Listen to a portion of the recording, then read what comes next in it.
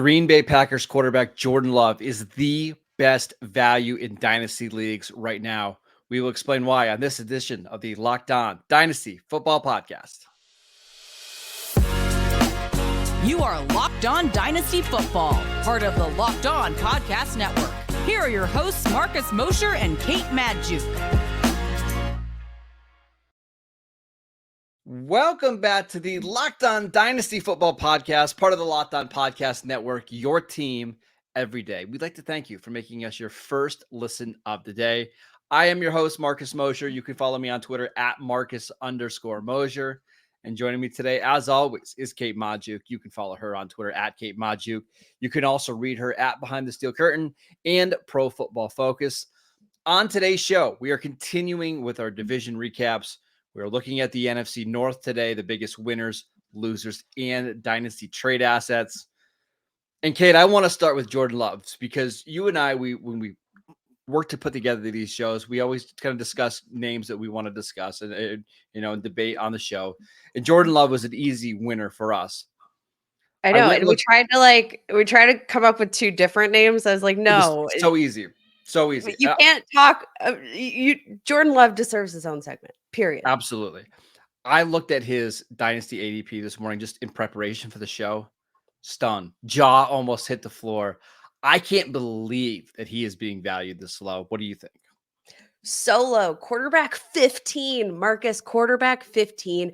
The disrespect for Jordan Love is tangible. It is palpable, and I am absolutely shocked. I mean, Marcus, like in his first year as a starter, and again, I cannot stress enough how complicated Matt LaFleur's offensive system is, especially for essentially a rookie. Obviously he had years sitting for mental reps, but like in his first season as a starter, ranked among some of the league's best quarterbacks in terms of passing yards, touchdown production, like even had some rushing production to supplement 247 rushing yards, 4 rushing touchdowns, finishes the overall QB6 in fantasy points per game.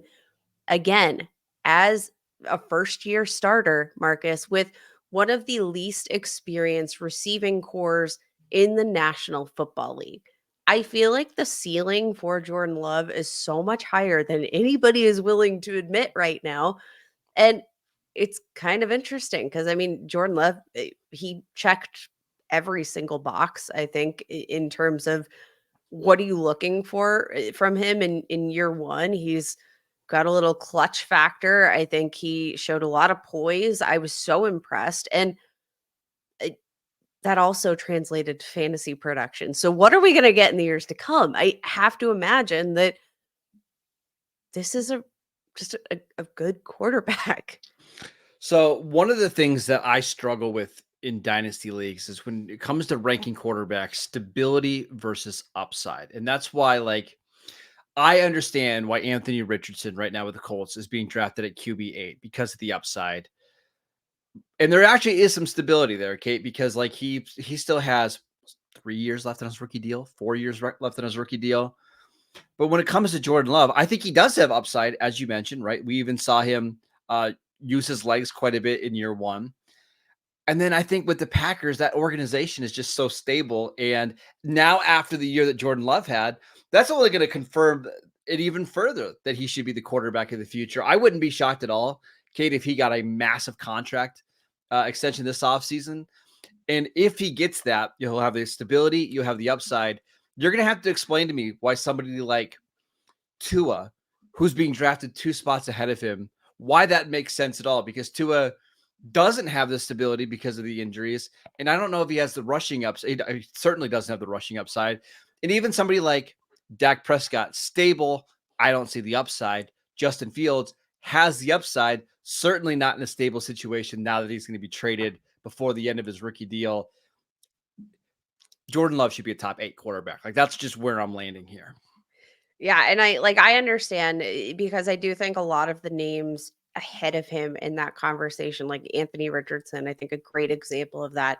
But Anthony Richardson, a ton of unknowns. So like, I don't really think there's anybody in that QB8 to QB12 range that has both that kind of upside that Jordan Love has, also paired with, I think, the stability. I mean, the upside, ninth in big time throw rate. He was pretty solid in terms of turnovers this year. Like again, out of the gate, really impressed. You saw his willingness to run. I mean, there was a lot to like about Jordan Love here in year one. 7.3 yards per pass attempt.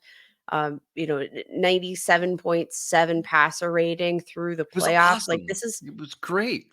he checked every single box, Marcus, and I do think like the market doesn't seem to have caught up. And I do like I think Jordan Love, I think from like a name value perspective, just doesn't carry a ton of excitement, but I'm not entirely sure why. Can we go through some of the quarterbacks that are being drafted ahead of him now, just to kind of see where you and I would put him? Yes, Again, QB 15 right now in dynasty leagues. Brock Purdy, QB 14. I'll take Jordan Love. I would take Jordan Love. Tua, QB 13. Love. The next two are really tricky, which is crazy because the two ahead of them, I think it's easy. Trevor Lawrence, QB 12. I think Trevor Lawrence at QB 12 is a bit low for me. I agree. So I'll probably lean Trevor Lawrence here, but I agree with that very one. barely. Okay. And another one that I really struggle with, Kyler Murray, QB 11. I honestly might take Jordan Love. Which is fine. I've got no problems with it. Kyler's one of the quarterbacks that I kind of just can't quit. But the next two, Dak Prescott, QB 10, Justin Fields, QB 9. To me, that's not even close. I would much rather have Jordan Love over those two guys. Yeah, I think Dak Prescott, obviously, ton of upside, but I think Jordan Love, similar upside, probably a similar floor. And Justin Fields, for as much upside as he has, his future is completely up in the air here. We don't even know where he's going to be playing in 2024. So, like, yeah, give me Jordan Love. I think Jordan Love, the lowest you can rank him at this point in dynasty leagues, like you cannot have him ranked any lower than QB 12 at the absolute worst. And I think you can make a case all the way up to like QB 9 for Jordan Love. Can I tell you about a really bad trade that I made for Jordan? Please. Okay. Dynasty league, short bench league. I needed some wide receiver help like mid-season, and this is before Jordan Love broke out. I traded Superflex, yeah, which makes it worse. Jordan Love and Tank Dell for Jalen Waddle. Oh, no. I'm so sorry, Marcus. By the way, my quarterbacks that I have in that league are Kyler, which I'm fine with, and Bryce Young. That's it. So wow. I'm going to do everything possible to try to right the wrong this offseason and try to acquire as many Jordan Love shares as possible.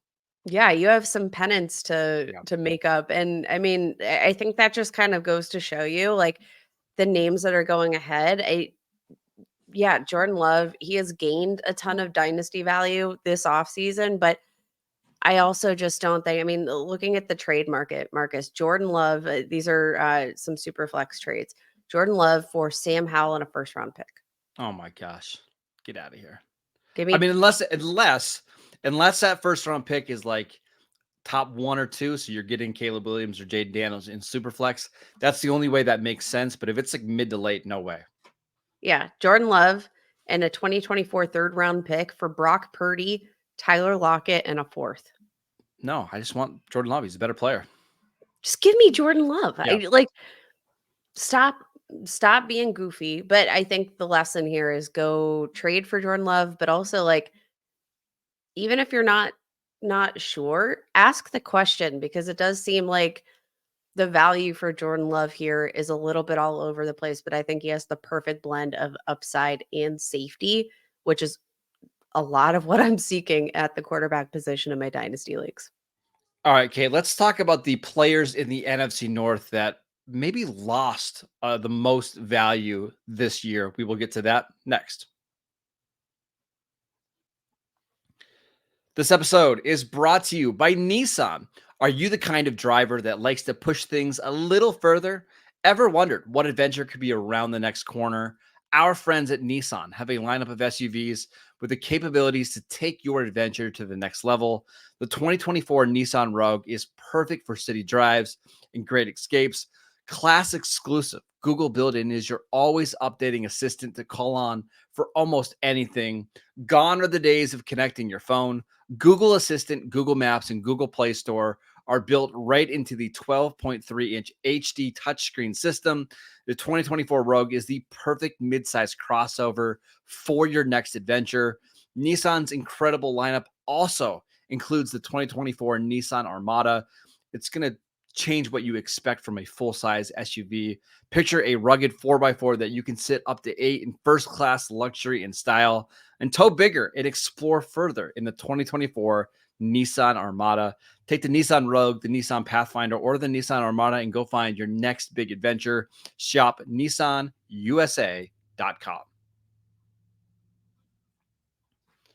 Welcome back to the Locked On Dynasty Football Podcast. Locked On has launched the first ever national sports 24/7 streaming channel on YouTube. And now it's also available on Amazon Fire TV in the free Fire TV channels app. Locked On Sports Today is here for you 24/7, covering the top sports stories of the day with the local experts of Locked On, plus our national shows covering every league. Find Locked On Sports Today now available on the free Fire TV channels app. All right, Kate, let's talk about the players that lost the most value in this division. Who do you got? Got to start this off by talking about Minnesota Vikings running back Alexander Mattison, who I would argue wasn't the best running back on his respective offense this year. It was a really tough look for Alexander Mattison. Now, he has been through a bit of a rough stretch, right? Leading into this season, hadn't averaged above 4 yards per attempt since his second NFL season. That was back in 2020. And that was when he was relegated to a backup role playing behind Dalvin Cook. Now, a lot of times what we'll see from these, backup running backs who kind of emerge onto the scene as a full-time workhorse back, we'll see some of that efficiency that we saw like when they're, only getting 100 to 150 carries per season. Like some of that efficiency will drop off because, obviously the more wear and tear you get on your body, like you'll lose some of that efficiency, especially down the stretch if you're not accustomed to taking on that amount of volume. But we started to see that efficiency dip for Alexander Mattison before he even took on that full-time role. Now in a full-time role, quote unquote, played 16 games, 700 rushing yards, did not notch a single rushing touchdown, averaged 3.9 yards per attempt. Thank goodness he had 3 receiving touchdowns, which for Ty Chandler to score the first rushing touchdown of the Minnesota Vikings Crazy. In the running back core, that says something to me that I just, I feel like they kind of gave him his shot. He is in the final year of his contract. He's going to hit free agency in 2025. I don't know that he's played himself into a great position. The team could save around $3.35 million with a trade this year, save a little less money if they cut him. So I don't think they're going to move on unless there's some sort of opportunity to offload him in a trade. But I just I don't think Alexander Mattison is happening. No, I think they're going to be hunting running backs on day 3 of the draft. I don't see that organization spending a lot of draft capital on a running back, but 4th, 5th round, yeah, I could see them going after a running back and trying to go cheap there. I think a lot of people just assume when Dalvin Cook left that Alexander Mattison, because he had been pretty efficient in the past, was just going to step right up and produce top 15 numbers. Didn't happen. And I don't expect it to happen this year, especially if Kirk Cousins isn't there, because I just don't imagine this offense being better. We should also mention TJ Hawkinson probably looking like a PUP candidate after his torn ACL late in the season. I just project this offense to be a pretty unspectacular, and I don't think you want a running back that's going to be in a running back by committee situation on an unspectacular offense.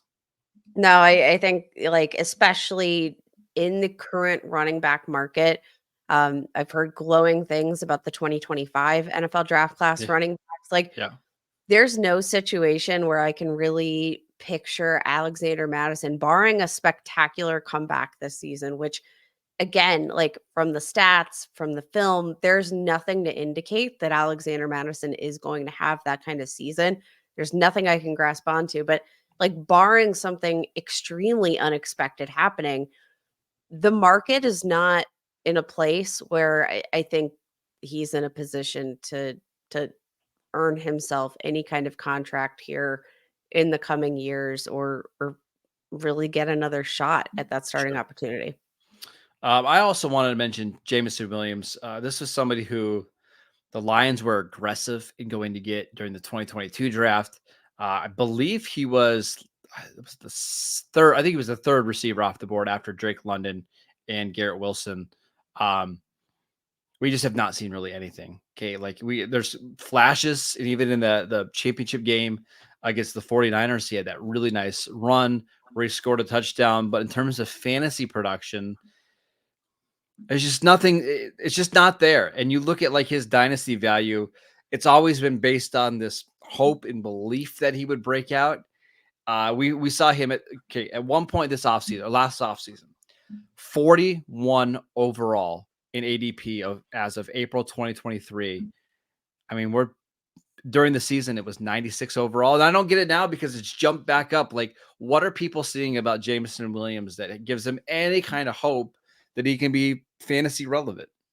It's 100% about the upside. But you know what? Like, he's been, simply put, I think outplayed by, Josh Reynolds, I know. Khalif Raymond. Like, what I think about Jameson Williams is that he's one of these guys on the football field who is always going to make your team a little bit better because he has to be accounted for. Yes. He's too physically gifted not to account for him. But on an every down perspective, like, it's not a situation that I think you're going to be seeking. I mean, Donovan Peoples-Jones had a higher target per route run rate than Ridiculous. Jameson Williams this year. Khalif Raymond.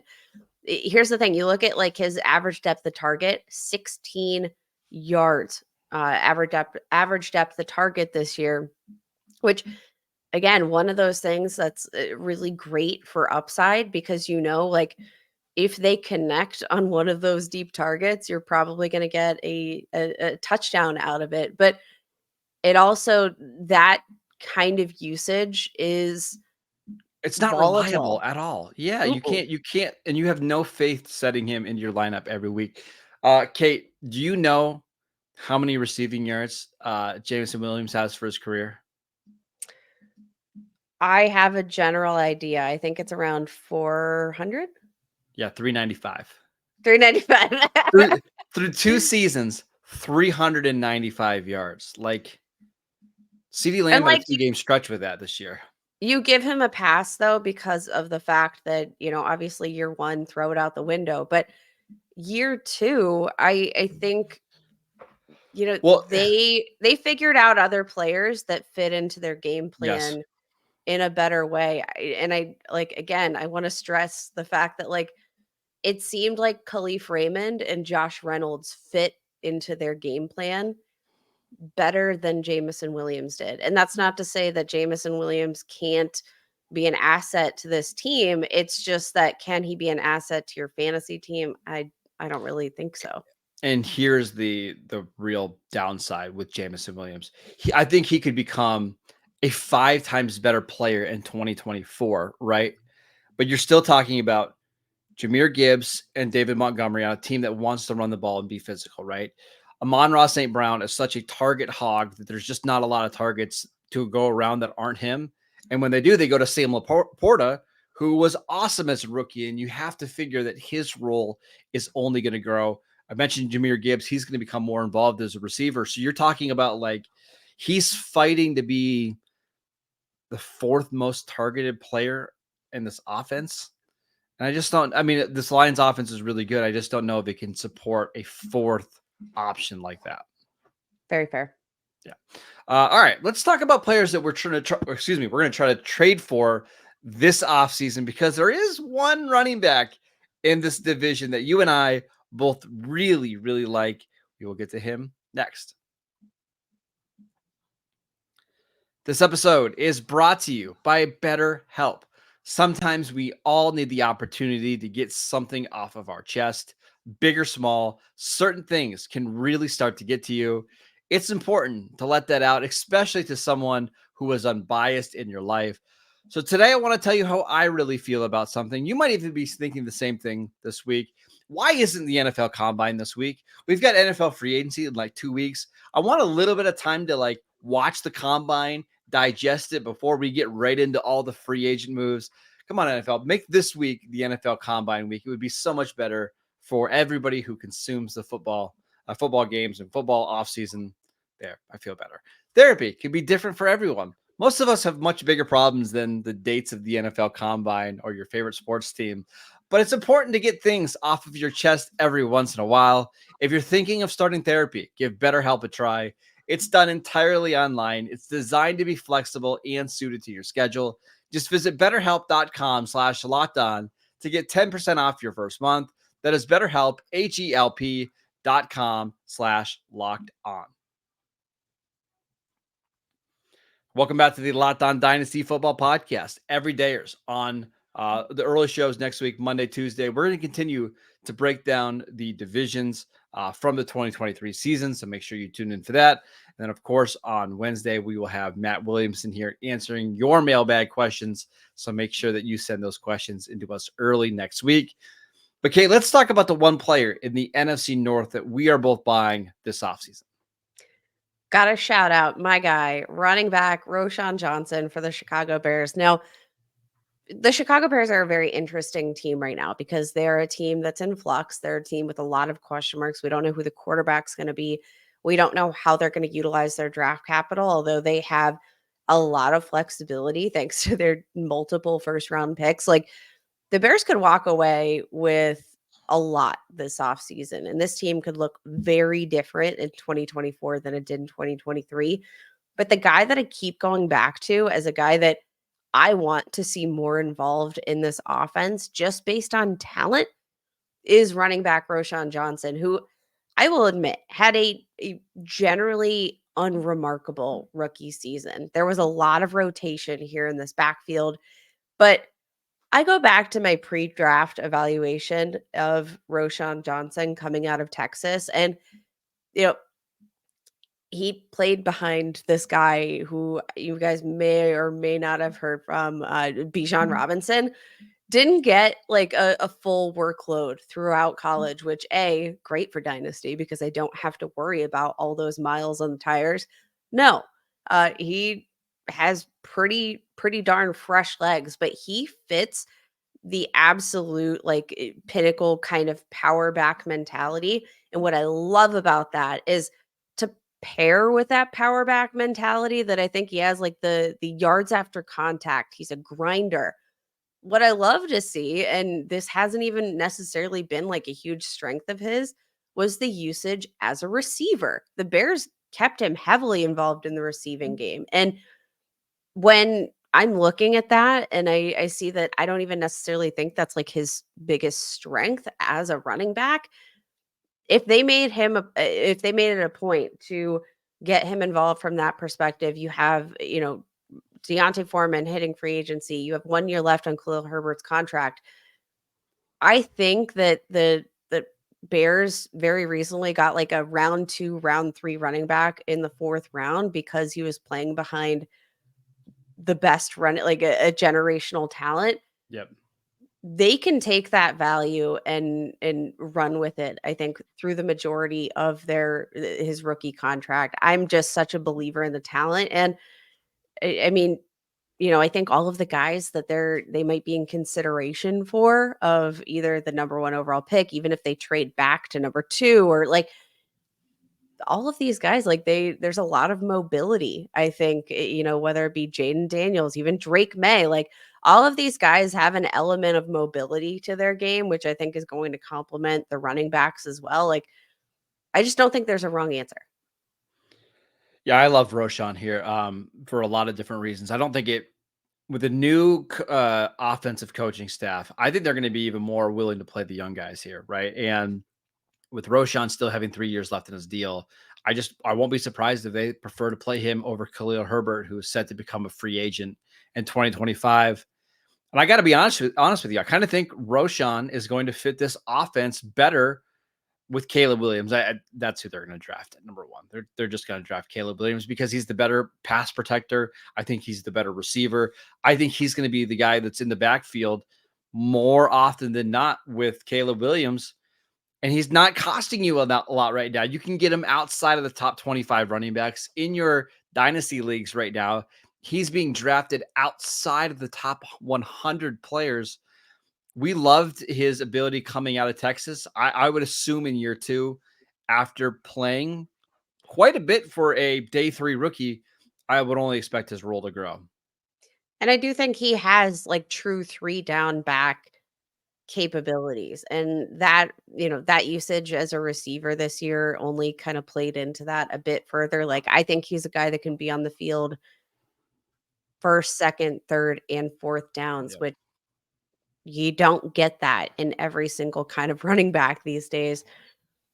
I'm all in on Roshan Johnson. And again, like, he's one of those guys that if he doesn't pan out, if they go in a different direction, that's fine, because you didn't have a ton of draft capital invested in the first place. You didn't have a ton of equity in the first place because he doesn't cost you much. No. I just think the upside there from the prospect is so great. And looking at the trajectory of this team in this offense, I think there are going to be some more points to be had, more points to be scored for your fantasy teams moving forward. So just to recap, we are both buying Jordan Love. He's QB 14. We would buy him much, much higher than that. So if you want to flip him for a Justin Fields or a Dak, we are all in favor of that. If you can do that, obviously. Jameson Williams, we're not sure why he's being priced as highly as he is. That's one we're a little bit more pessimistic about. Alexander Madison, another one that we just don't understand his current value either in dynasty leagues. But Roshan Johnson, that's the player that you should be going out and trading for ahead of free agency and ahead of the NFL draft. That is it for today's show. We want to thank you for making Locked On Dynasty Football your first listen every single day. Go check out the channel on YouTube. We would love your support over there. We are free and available on all platforms. Go follow Kate on Twitter at Kate Majuk.